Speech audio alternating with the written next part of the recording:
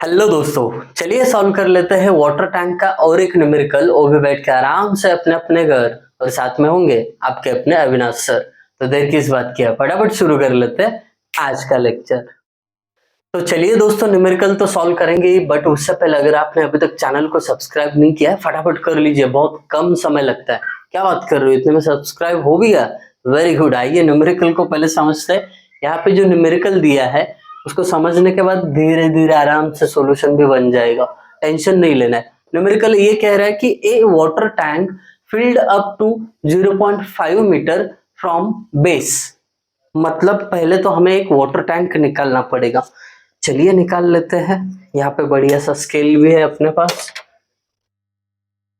यहाँ पे एक वाटर टैंक हम निकालने जा रहे हैं। थोड़ा सा बड़ा डायग्राम बनाते हैं ताकि समझने में भी आसानी हो जाए।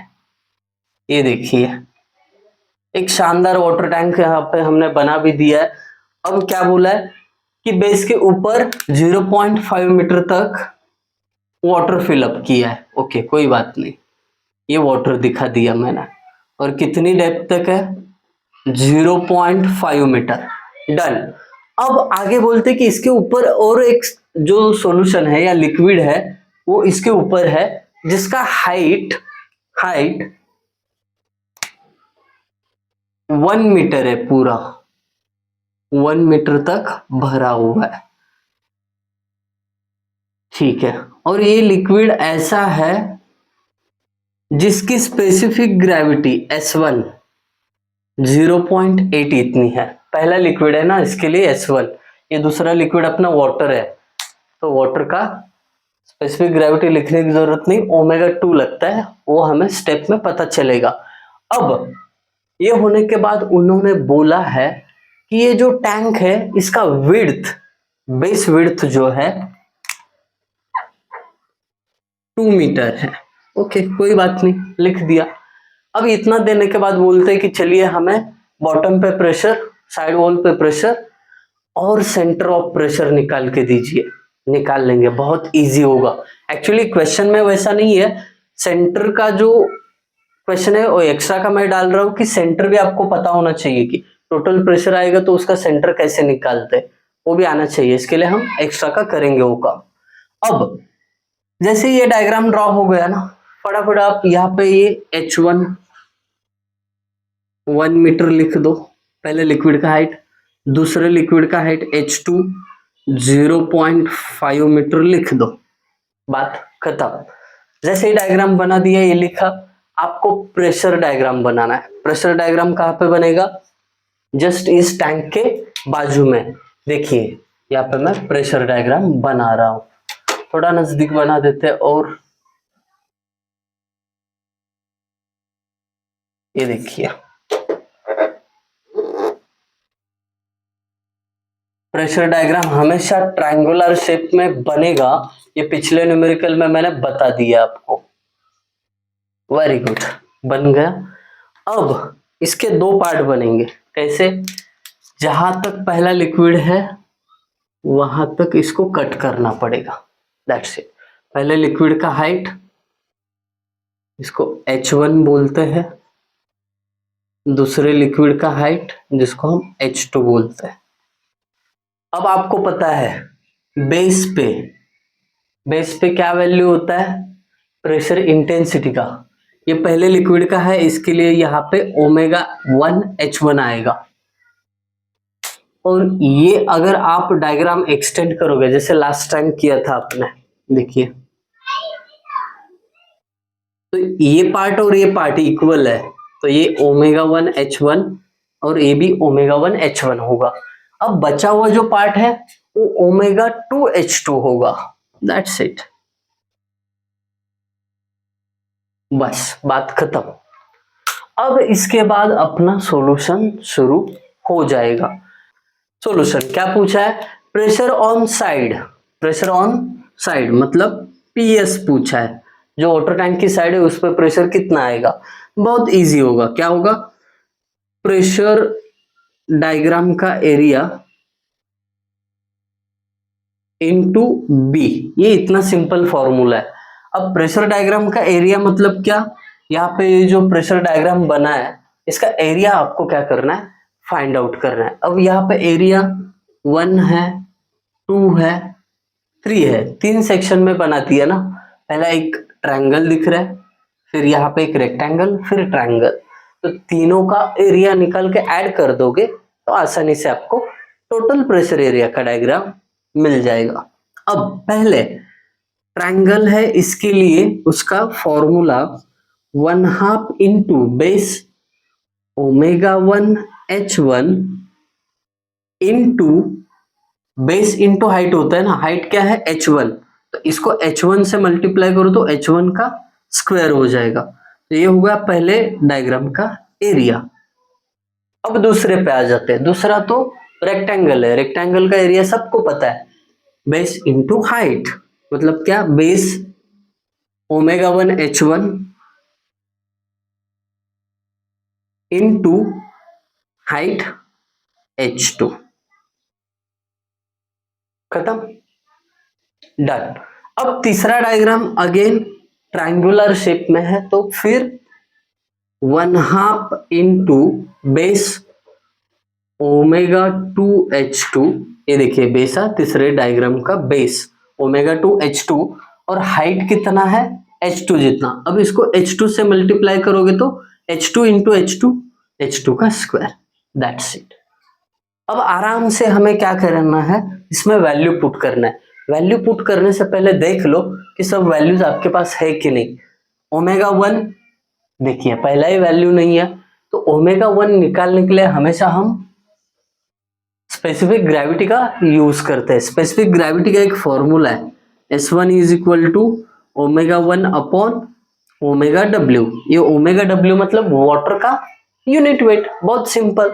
अब ये क्या होगा, फिर ये कन्वर्जन ऐसे होगा, ω1 इज इक्वल टू, ये इधर जाके मल्टीप्लाई होगा तो S1 इंटू ω/W। S1 कितना है 0.8 और ω/W वाटर का यूनिट वेट 9.81। अब ये कितना होगा चेक कर लेते हैं, कैल्शियम है, बहुत इजी है, 0.8 इंटू 9.81, तो ये मिल जाएगा 7.848, 7.848, दैट्स इट। अब इसका यूनिट किलो न्यूटन पर मीटर क्यूब। तो ω1 तो मिल गया, ω1 का वैल्यू यहाँ पे पुट करना है।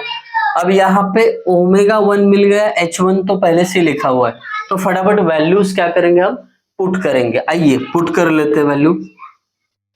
PS इज इक्वल टू, अब एक बात भूल ही गए हम, ये एरिया हो गया, ये सबको ना, ये सबको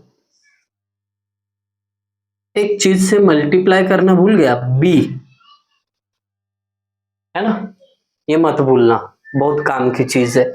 PS अभी वैल्यूज पहले, ω1 7.848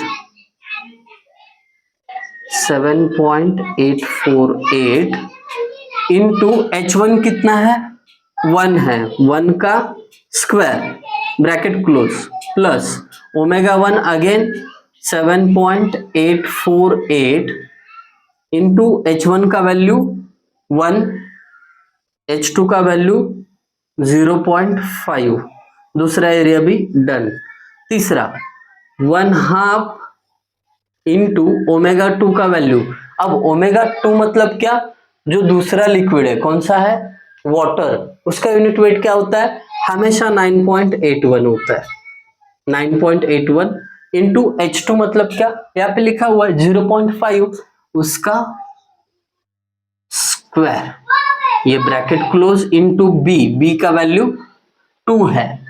अब ये एरियाज का वैल्यू हम क्या करेंगे सेपरेट निकालेंगे, क्यों, क्योंकि आगे जब आप सेंटर ऑफ प्रेशर निकालोगे ना, तो वहां पे आप A1, A2 और A3 तीनों का वैल्यू लगेगा। इसके लिए मैं अभी दिमाग लगा के सेपरेट निकाल रहा हूं, जैसे कि therefore PS is equal to, in bracket यहाँ पे ना A1 का वैल्यू सेपरेट निकालेंगे आप, जैसे कि 7.848 डिवाइडेड बाय 2, मतलब 1 का स्क्वायर तो 1 ही रहना है। तो 3.924, 3.924 ये अपना A1 हो गया, प्लस दूसरा मतलब A2 7.848 इंटू 0.5, ये हो गया 3.924। अगेन ये भी सेम आ गया, ठीक है, सेम ही आ गया 3.924। ये कोइंसिडेंस है, सेम आने के पीछे हमेशा सेम नहीं आता। अब इसका 9.5 इंटू 9.81 इंटू 0.5 का स्क्वायर डिवाइडेड बाय 2, ओके ठीक है, 1.226 ब्रैकेट क्लोज और ब्रैकेट के बाहर इंटू 2। अब एक साथ इसको अगर हम मल्टीप्लाई करें तो आपको पीएस मिल जाएगा। क्या मिल जाएगा? पीएस। एक साथ मल्टीप्लाई कर लेते हैं अभी। 3.924 दो बार है, इसके लिए इंटू 2 डायरेक्टली कर लेता हूं, प्लस 1.226 इंटू 2, ये आएगा 18.148। मैं क्रॉस चेक कर लेता हूं 18.148 आ रहा है कि नहीं आ रहा है। चलो बहुत बढ़िया, 148 किलो न्यूटन। जो भी आपका पॉइंट में अगर कुछ अलग आ रहा है तो आप उतना ले लेना, पॉइंट के बाद चलेगा। अब प्रेशर ऑन साइड तो मिल गया। अब है कि ये जो प्रेशर है इसका सेंटर पॉइंट कहाँ पे होगा ये निकालना है, मतलब बॉटम से कितना ऊपर लगेगा। अगर बस यहाँ पे ओनली ट्रायंगल होता तो मैं कह लेता कि 1/3 ऑफ एच, बट यहाँ पे देखिए एक ट्रायंगल, दूसरा रेक्टेंगल, फिर ट्रायंगल, तीनों अलग अलग बन रहे हैं। तो इसके लिए जो आपने मॉस में पढ़ा था ना, मैं फॉर्मूला लिखूंगा तो पता चलेगा, सेंट्रॉइड का formula y bar is equal to a1y1 plus a2y2 plus a3y3 divided by a1 plus a2 plus a3। Mechanics of structure का भाई साहब यहाँ पे भी यूज हो रहा है, बहुत बढ़िया। अब a1 ये देखिए ये वैल्यू है 3.924, ये a1 हो गया, इनटू y1 मतलब क्या, y1 मतलब ये जो आपका पहला डायग्राम है इसका CG point from bottom. Actually ठीक है, पहले y1 y2 और y3 निकाल लेते हैं फिर पुट कर देते हैं, है ना, आराम से। y1 मतलब पहले डायग्राम के CG पॉइंट का डिस्टेंस फ्रॉम बॉटम। अब बॉटम से यहां तक तो h2 है, ओके, h2 प्लस अब ट्रायंगल का CG पॉइंट फ्रॉम बेस कितना होता है, 1/3 ऑफ हाइट, मतलब क्या होगा प्लस 1/3 इंटू ये ट्रायंगल की हाइट h1, दैट्स इट। अब इसको सिंप्लीफाई कर लेते हैं, h2 कितना है 0.5 प्लस 1/3 ऑफ h1, मतलब ये भी 1 है h1 का वैल्यू। अब इसको कैलकुलेट करो तो कितना मिल जाएगा, तो y1 हमें 0.5 प्लस 1/3, तो ये मिल जाएगा 0.83, इतना 0.83 मीटर। डन। अब इसके बाद y2 मतलब क्या, दूसरे डायग्राम के CG पॉइंट का डिस्टेंस फ्रॉम बॉटम।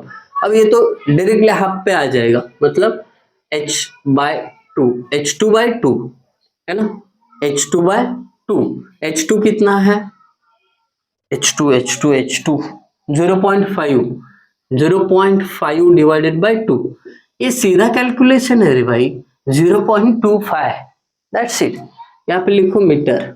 अब y3 की बात करें तो y3 मतलब ये जो तीसरा ट्रायंगल है इसके CG का डिस्टेंस फ्रॉम बॉटम 1/3 ऑफ ये हाइट, मतलब h2 के 1/3, 1/3 ऑफ H2, 1/3 ऑफ H2 का वैल्यू 0.5, तो इसको कैलकुलेट करना पड़ेगा, पहले कर लेते हैं। 0.5 डिवाइडेड बाय 3। इस समय बच्चों का बहुत आवाज होता है बाहर, इसके लिए मैं जनरली प्रेफर करता हूँ कि इस टाइम पे शूट ना हो, बट अभी थोड़ा सा घाई में शूट करना पड़ेगा।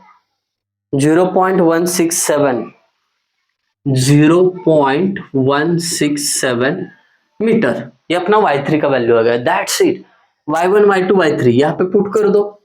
y bar is equal to a1 का वैल्यू 3.924 इंटू y1 0.83, ठीक है, ब्रैकेट क्लोज, प्लस a2 का वैल्यू 3.924। देखिए पहले ही हमने a1 a2 और a3 सेपरेट निकाल के रखा था।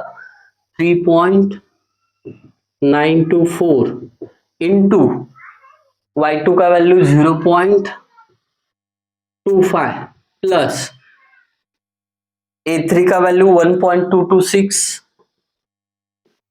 इंटू y3 का value 0.167, bracket close.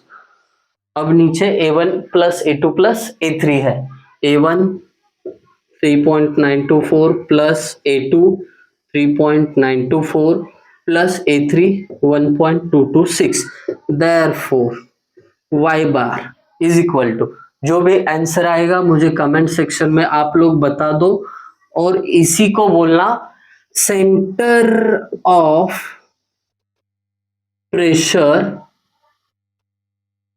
is above the base, जो भी वैल्यू आएगा यहाँ पे लिख देना, ठीक है। बेस से कितना ऊपर होगा ये आपको पता चल जाएगा। आई होप आप सभी को ये न्यूमेरिकल समझ में आया होगा। बहुत इजी था, ध्यान रखने वाली चीजें, प्रेशर डायग्राम, फिर एरिया 1 एरिया 2 एरिया 3 सेपरेट निकालना, फिर y1 y2 y3। ये अगर आपको सेंटर ऑफ पॉइंट पूछा तो ही करना है, ये y बार वाला पार्ट, तो ये पूछा तो ऐसे करना है। सब समझ में आया होगा। अगर आपको वीडियो अच्छा लगा तो कमेंट सेक्शन में जरूर बता देना आप लोग। Thank you guys for watching video, thank you so much.